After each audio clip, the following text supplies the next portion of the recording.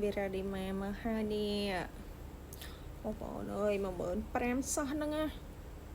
ហេតុអីអត់ហ៊ានចំណាយសាប៊ូផ្សេងសាប៊ូមកពីបរទេសសិនតែ10-20រៀលឡើងហ៊ានចំណាយបើខុសក៏អត់ហ៊ានមកនេះតែអានេះណែនាំឯណាផលិតផលរបស់ខ្មែរយើងហើយមួយម្ដុំហ្នឹងតែ15000ទេហើយធានាថាប្រើម្ដងធានាថាមិនជាប់ចិត្តហើយយើងប្រើយូរទៅធ្វើឲ្យស្បែកយើងទន់ល្អវាអាចព្យាបាលដូចជាការ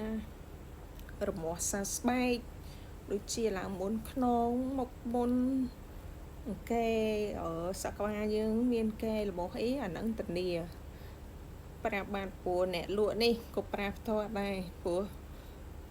អ្នកលក់សាកហើយល្អបានយកមកលក់